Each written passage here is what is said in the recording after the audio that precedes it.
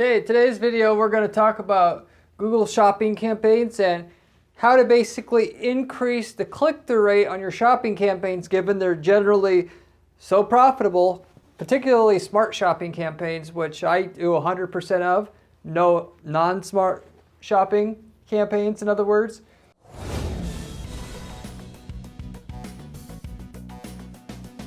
But on your smart shopping campaign, how you can also increase the click-through rate from that by almost double or up to double just by running a sale to go along with your shopping campaign. And I'll talk about what the sale is, a little bit, how to actually execute on that to get the most out of what you're going to get. Basically what kind of results you can expect. All that will be included on this video here today. So with that said, I'll get right into it. A lot of people don't really know about running a sale price on a Google shopping ad, let alone how much extra this can drive clicks for their most profitable campaign, which for a lot of people, the shopping campaigns are the most profitable campaign they have, which in the end, search and shopping should be able to deliver about the same amount of revenue for you, even though search takes more time to set up, and you got to be more skillful. And I'm going to mention, though, how you're going to be able to run basically a sale price on your ad that the original price you have before the sale has a strike through on this. If you're wondering how this is done and you've seen it before, I'm going to explain how to do that, how you have a strike through on your price on your ad and then have the sale price underneath it to attract more people to click on your ad in general. And we'll be able to attract between 20 and 100% more people to click on your ad with this one unique feature that not everybody knows how to do on your ads. The more, right off the bat, I'll say the more people that are doing this in your market, the less it will work. But because most, 10 or 20%, if that are actually doing it, I recommend you do it.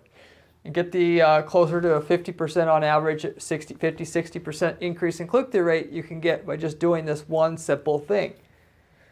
Now this is actually similar, if you've seen any of my other videos before on this channel, my other PPC strategy videos, I talk about search campaigns and how to make those profitable.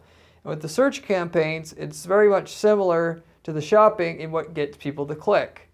It's not, ads or PPC ads, Google ads, whatever. Once you kind of find out what works on one ad, it kind of will work on them all. At least the key fundamental principles about what an ad needs to get a high click-through rate. Now, on the search ads, if you see my videos about how to write ads for those, and if not, you should, there's this AIDA formula that I use every single time, and I kind of already know going into a project exactly what's going to get the 7-8% click-through rate on your ad that you want to get your cost per click down in half or less than what everybody else is paying for it automatically or right away. One of the things we do to get twice as many clicks on our ads for our clients here at our PPC firm is having a promotion inside the ad. So what we try to do is we run a revolving promotion that in July we'll offer so much off the product that's for sale, and then in February, that sale is gone, but we'll have a different discount for February, and then March will be a different one. That way we can keep the enhancement in click-through rate we'll get from our ads in general by having a promotion that we can promote and also seem like it's a scarce promotion, whether it's, you want to call that false scarcity, whatever it might be. But respectively, having a search campaign ad that has usually on the first headline on a search ad, we say what the keyword back to them, not using dynamic keyword insertion, but manually writing something that says, you're looking for Italian black leather shoes, and then the headline says Italian black leather shoes, because that's what's going to get the highest click-through rate every single time. Second headline, if you, instead of going into, lots to choose from, $29.95, which would be my typical, that's going to get a high click-through rate on your second headline. You could say sale on a black Italian leather shoes for February, and that'll get an even higher click-through rate. And you have to speak of the sale, and you have to speak of, if you want the most out of it, by far, speak of the sale as it applies to that. You can also get almost double just by saying 20% off store-wide in February, because people all want a deal. But if you say 20% off black leather shoes in February, you'll get it even more than double if you want to go ahead and do that. And you just have to do what I do and create a formula and a system, and then get a trusted assistant to make each ad look like we're offering a sale on that product only. But long story short, you can even pretty much get double the click-through rate by just, instead of what you normally could do with the ad on the second headline there, say, well, there's a promotion going on, because nobody else is doing that almost all, 100% of the time. Nobody in the, in your top 4 spots on Google, and somebody's got to pick what ad to click on. I'm clicking on the ad that's going to give me a deal, especially if you say February, because it's going to make me think that it's a real offer, not just something that you offer all the time. And therefore, I'm going to seriously check that out, or at least see what you got going on. I'll click. And then obviously, once you get them to the site, you got to be able to be good with everything else, carry that person forward. But anyway, I've known that for a long, long time. As is, I knew about the shopping ads, but I took the principles from the search ads and just working it with the shopping. Now, the shopping ads will get, like I said, 20 to 100% click-through rate if you have a sale in the ad, which works for the same reasons the search ad does. You can use the search ad thing. It's another bonus for you on this video. But what you need to do ultimately is you need to have a site in which allows you to have a regular and then a sale price. And then if you have that, assuming you have a automated product feed that sends the data to Google Merchant Center, which then pipes data into your Google Smart Shopping campaign, then automatically your regular price will be strike through, and then your sale price will be underneath it. And in terms of just in general for this 20 to 100% to get that 50-60% click-through rate increase on average, I found that a 10 to 20% decrease in the price is enough. So you may actually want to discount that. Unfortunately, a lot of times what we're doing is we're just marking the products in the store up by 10 to 20% so we can have this effect on the ad. Sorry, this isn't me doing it, but it works. So you can do what you want there, but 10 to 20% is generally enough. And technically you would get a higher click-through rate if this was like even more of a spread, but I'm just saying you don't have to. 10 to 20% is enough already to get the 50-60% increase in click-through rate already from that specifically. Now, going a step further here, I would recommend an offer of discount on the text portion of the ad for extra boost of what you're capable to increase the click-through rate here by having a sale. Now, first of all, I know what you're saying. You're saying, like, what? There's no text on the shopping ad on Google search. That's right. But if you have a Google shopping campaign, you'll have Google Shopping app. Your ads show up on Facebook sometimes, and there's other places where it can show up. In that situation, and you'll know that because if you go click on the ad section under the shopping campaign there, it'll have different formats of how the ad looks, and most of the formats there have text next to it. And so my point is, in that area where the text is, don't do something boring like it has 6 speeds and da da da. Use that space. What's always going to make the most money with PPC is to do everything you can, particularly for like search and shopping ads, is do everything you can to get that ad person to click. Because your page is going to do the selling for you. You don't have to do your selling on the ad. You just need to, whatever, in other words, it's going to take to get that user to click at the highest maximum possible rate. That's what's going to make you the most money. So in that space, you're going to get a higher click-through rate naturally by having something there that says like free shipping voucher July only. So you got to offer 10 to 20% to have your price, have the strike through on the regular price and then have the lower price, sale price underneath it. But in other words, if you, in the text section, you try to do a secondary promotion, you're going to get an even higher click-through rate, as I found. Could be get an extra $50 off your order July only. You could mix it up. Or get free rush shipping this week only. Whatever. You mix it up. Some people, their margins are tight, so instead of doing a certain percentage off, they'll just do a flat amount off. And that usually will do just as good anyway. And then people that can't do that, they do free shipping if you don't have it already, which most people you should, because it's kind of hard to compete with other people that have free shipping, and somebody always will. Or free expedited 2-day shipping helps. One way to go about it too. So anyway, there's different options there, but just the fact that you have a promotion there and it looks timely, you'll get quite a bit of an increase in click-through rate from the ads that don't show up on Google search specifically, which it's a good chunk, enough to where instead of your 50 to 60% increase in click-through rate, whatever, you might see 60 to 70%. So why not do the extra little trick that I gave you? So anyway, that's the nuts and bolts of this on a basic level. Now, in order to do this, you need a shopping cart that allows for regular and sale prices. Most do, like Shopify or whatever, but you can set up a manual product feed, is what they call it, and upload your sale prices to that feed. On that manual feed, if you set up a manual feed, which a manual feed is just like uploading a static spreadsheet to Google Merchant Center, which is what powers, again, the shopping ads, and have a column for the regular price and then a column for the sale price.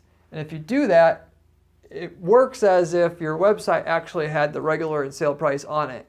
And so the manual feed is a way to get around your current site right now not having a regular and sale price feature that could be listed on your product pages, to still be able to do this trick here. Okay? And so even though on your site it doesn't show like regular than sale price, you upload the manual feed or the product feed, a manual product feed, and you have regular and sale price, it'll still get approved as long as the sale price matches what's on the actual site right now. And so the manual product feed is a way to still do this today, to take advantage of this today, what I'm giving you here, if you don't have a site that already has the regular and sale price. And if you have regular and sale price capability on your site, well, raise your prices 20%, offer a sale price if you have to, of course, like I said.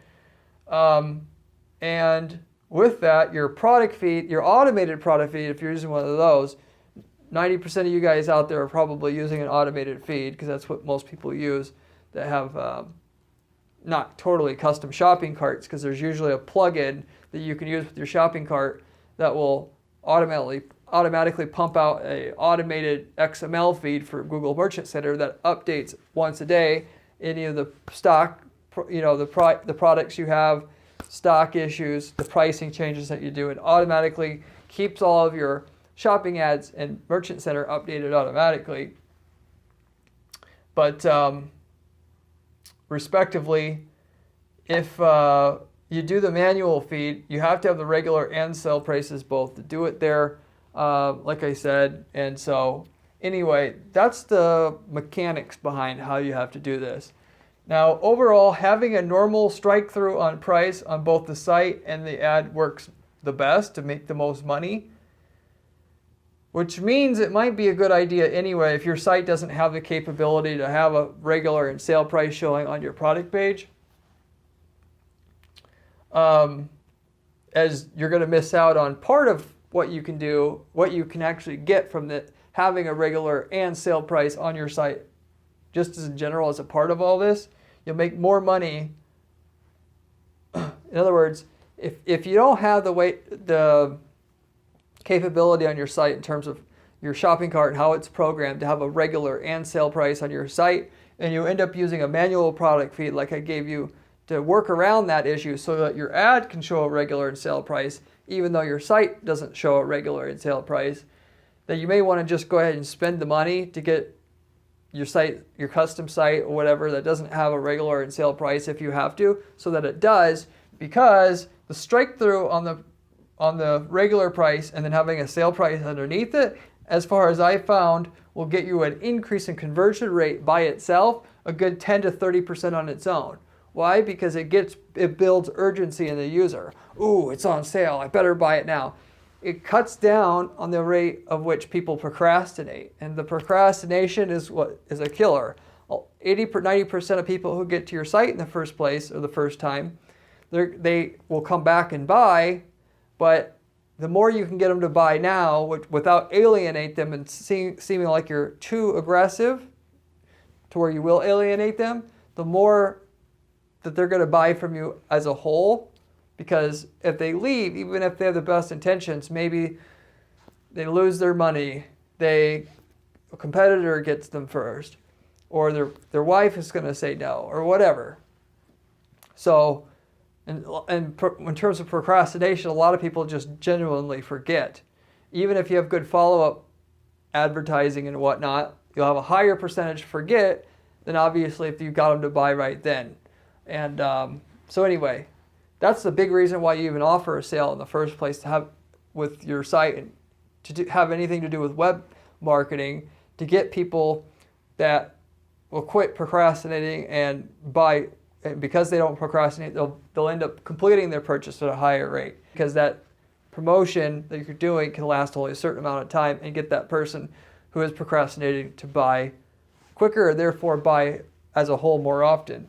So I would recommend having your ad update so it has a regular and sale price by having a regular and sale price on your site as opposed to using the manual feed, because you'll make more money.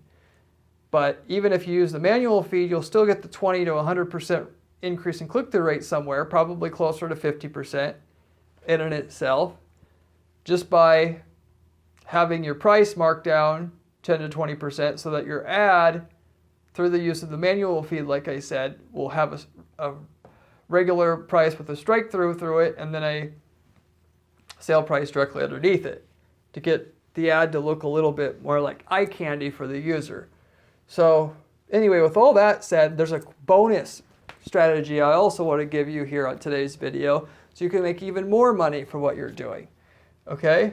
If I haven't given you enough through the search campaign ad method and with this ad, and knowing the regular and sale price on your site, what that does, here's the fourth idea that's going to make you money if you use it, if you don't have it already, which is in regards to dynamic remarketing. So if you don't know what dynamic remarketing is, that's essentially ads. Everybody's seen them. They just don't know what they were looking at if they were unfamiliar with dynamic remarketing. It's banner ads.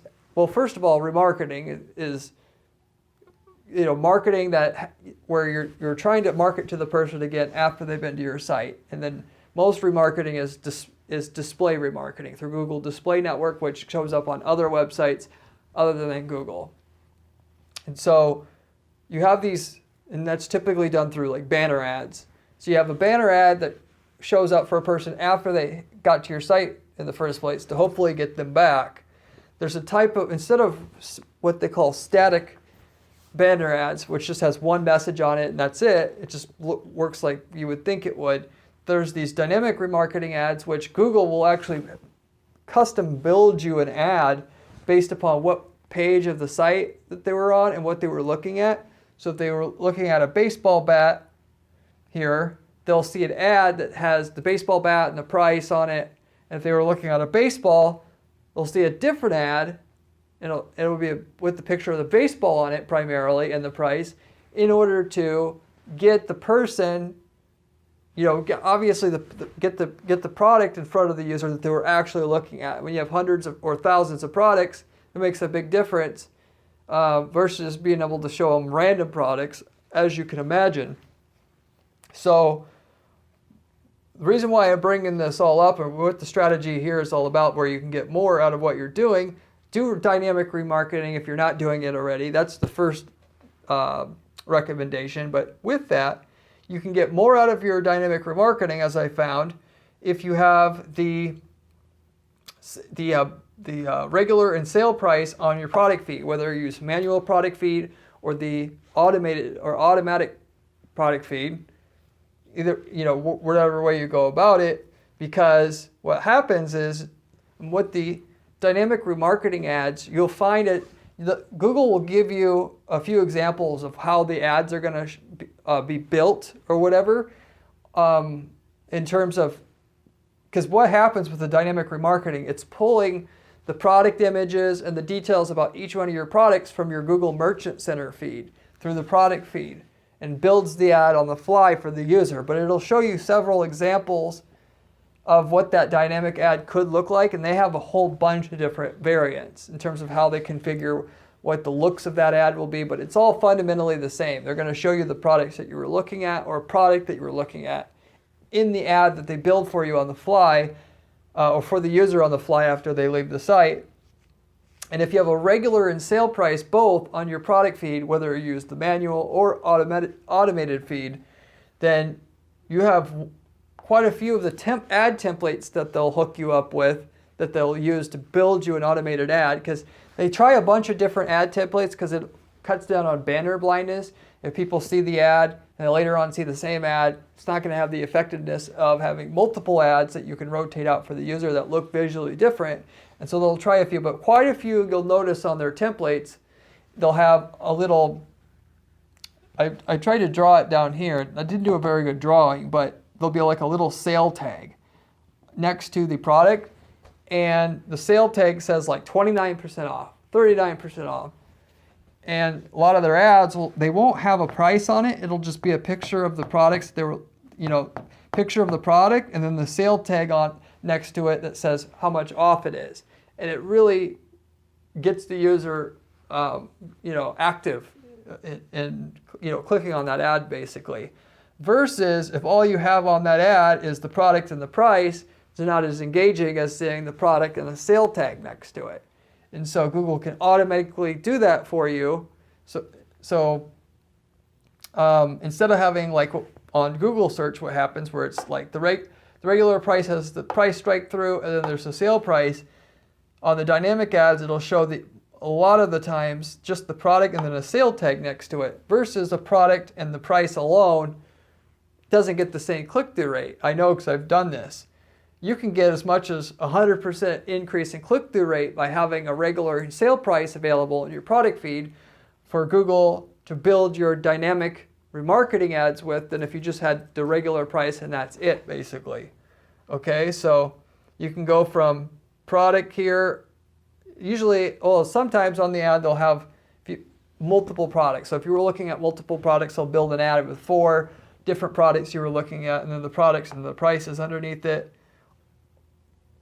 And then if you have the regular and sale price in your feed, both, it'll have those 4 products and then the sale tags above it instead.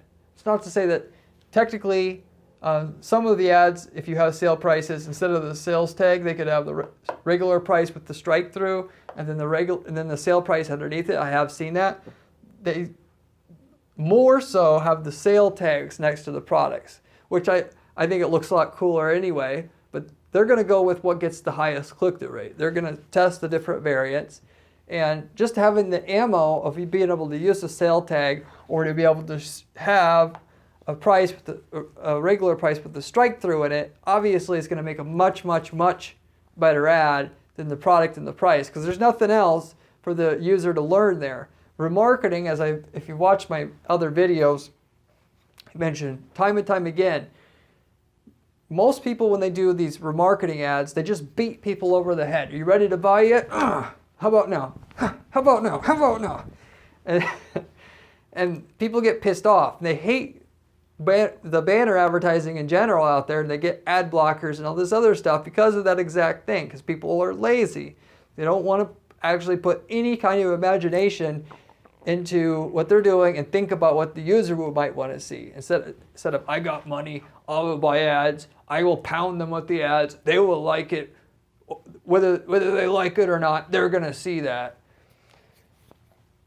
I'll have remarketing ads with testimonials, reviews, links to third-party reviews of the product so they can find further investigate what they were looking at to build up. It's like if you're going to imagine you're a salesperson selling to that person in person. They're looking at or a good example I always give is like you're in a car lot. You're going to make more sales being able to educate that person that's looking into buying a car than if you didn't talk to them at all. And if you did, and all you said, are you ready to buy now? Okay, how about now? How about now? How about now? Versus you listen to what they have to say, and you can do research to know what 80% of people want to know anyway. You can put that in your ads. You can talk about, well, this is rated well here, and these type of customers do best with it. But you can take all this stuff you would say to them and build it into a series of ads that rotate out for the user. And as they see these ads over the time that they normally would quote unquote think about it for the next weeks, months, and they take a lot longer to decide than 90% of people think. If you're looking to, buy a roof, you're thinking about it for 6 months, a year sometimes, and you just got to be patient. And you're going to make a heck of a lot more sales if you follow up with them during that time. But do it in a way that's not going to piss them off, and show all 5 different testimonials built into 5 different ads, so that they see the ad and they're like, that's nice, instead of, I hate, why are they showing me these ads? And so by the time the day comes, they are going to want to buy. They say, I got paid, I'm going to buy today. You're the first person they think of. That's the idea behind remarketing. That's going to get it to work far, far, far, far better than any other remarketing that people do. That's usually just one ad and beating them over the head. With the price, the sale, it's giving them, you're educating. So based upon what I said before, everything is about educating them in your ads, so it becomes a plus versus a negative for them. And having an ad that says that you have something on sale obviously is going to help them. They're going to look at it as a plus for them versus a negative. And anytime you can do that, you're going to build up more goodwill, and you'll be closer to a purchase than you were before. You should think of it kind of like a glass. When you're doing this remarketing, you got to get the glass all the way to the top for them to be over the threshold to buy. It might be half filled. One ad that shows a sale price on it will get them a little higher. Maybe not all the way, but then you show a testimonial ad that a little later, and then you show an ad showing your Google reviews for your company, and it gets a little higher. And then you show them a newspaper article that was written on your product. Now they're to the top. That's how the remarketing should be thought. And any one ad isn't doing the job of selling. It's the combined effort of all the ads. And the dynamic ads are great because it shows them exactly what they were looking at. And if you have a lot of products, it's hard to tailor all your ads for each product, because sometimes, if you got 10 or more products, you can't do that really. Whereas the dynamic ad can at least get one of the ads to show them exactly what they were looking at, and do so in a way that fits that model that I described, where you're actually taking time to figure out how to help the user with every single ad that you show them.